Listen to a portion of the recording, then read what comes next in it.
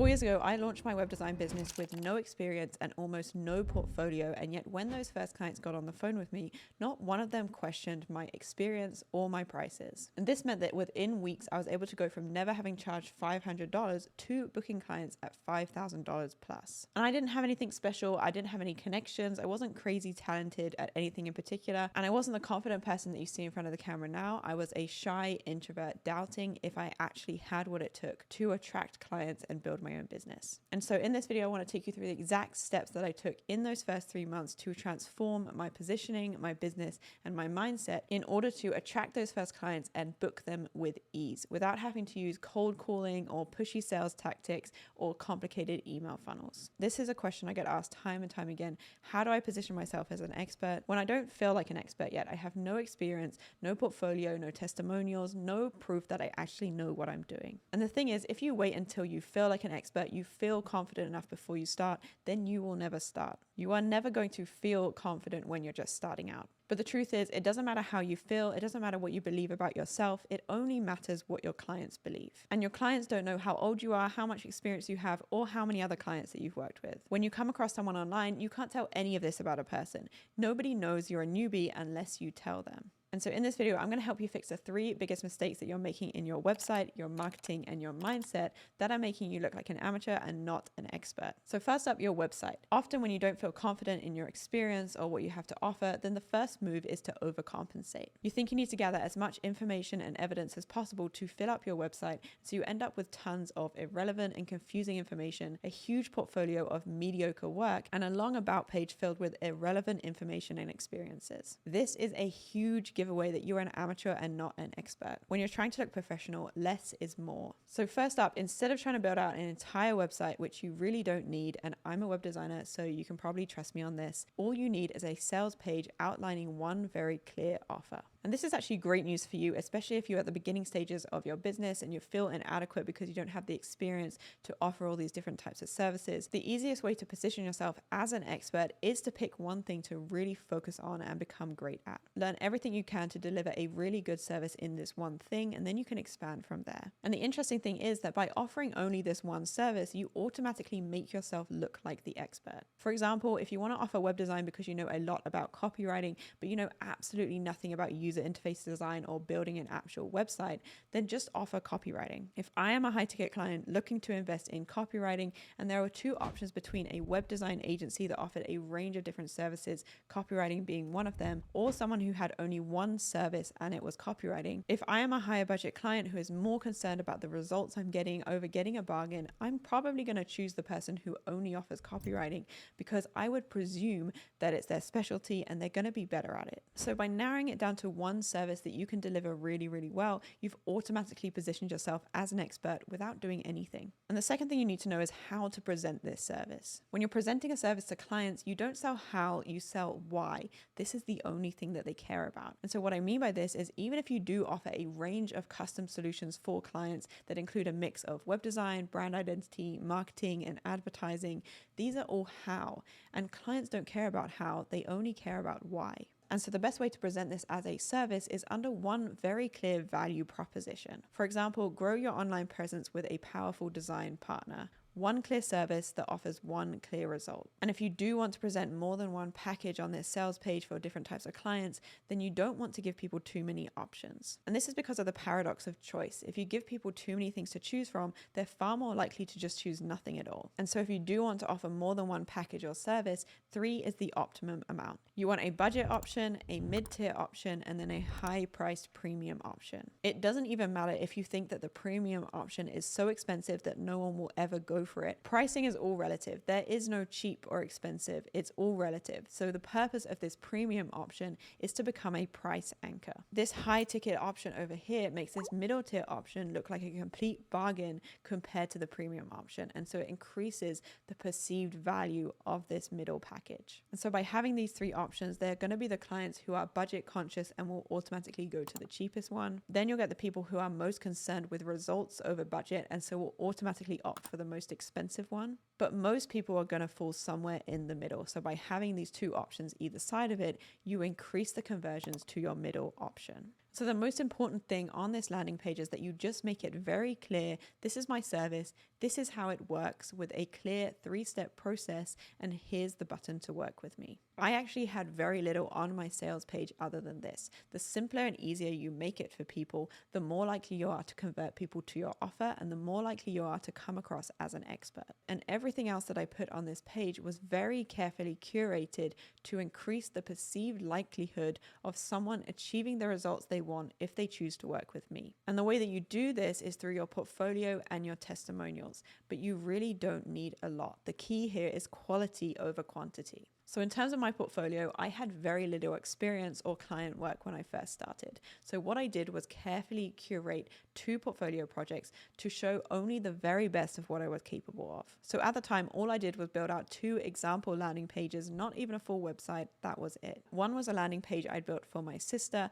and one was a landing page I'd built for a family friend. And I put these together just to show that I was capable of creating a nice looking web page. The most important thing was that I completely got rid of the 10 other very average design projects that just didn't belong there. You want to make sure your portfolio is very carefully curated to attract only the type of clients that you want to work with. And in terms of structuring your portfolio, the key here is really understanding what your clients care about. And so here's how you'd write a description for your portfolio or your case studies to only show clients exactly what they want to see. When client came to me, they were struggling with this problem, so I helped them with this project outline. Now they have positive results or outcome of the project. And that's it, just a short paragraph outlining what problems the client had when they came to you, what solutions you gave them, and then what results it helped them achieve. That's all that clients want to see, and you can do this with any service, even if you don't have a visual portfolio to show. And then if you can, you want to use a testimonial from your client to add some additional proof. Again, you don't need much here. I didn't have any testimonials when I first started. All I had was one testimonial that I got my sister to write for me after I made her a simple landing page for her personal training business. It was very short, and it literally just gave that tiny bit of social proof that someone had a positive experience working with me. And so a template for an impactful testimonial goes something like, when I came to Name,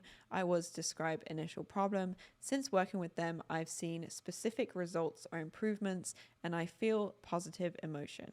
And you can literally give this as an exact template for people to make it really easy for them to just fill in the gaps and know what to write when you ask for a testimonial. But don't worry, if you don't have any portfolio, case studies, or testimonials yet, this is not the only way that you can portray yourself as an expert and help people feel confident that you can help them get the results they want if they choose to work with you. One of the best ways to actually do this if you don't have an experience is to show off your knowledge. And the way that you do this is through your marketing, and more specifically creating content. So when I first started, I was a complete newbie with 0 experience, but I had a lot of knowledge. I was learning everything I could to become a better web designer and get better results for my clients, and then I was just sharing what I was learning. And this was a huge part of how people came to start perceiving me as an expert and didn't question my experience or portfolio when they got on sales calls with me. They had already seen me demonstrate my knowledge, and that was enough proof that I knew what I was talking about and I knew how to help them. But there is a specific type of value or knowledge that you should be posting to make sure you position yourself as an expert and not an amateur. Instead of teaching people how to do things in your content, you want to make sure you're teaching why. For example, if you are a web designer, it is no use teaching people how to build a website,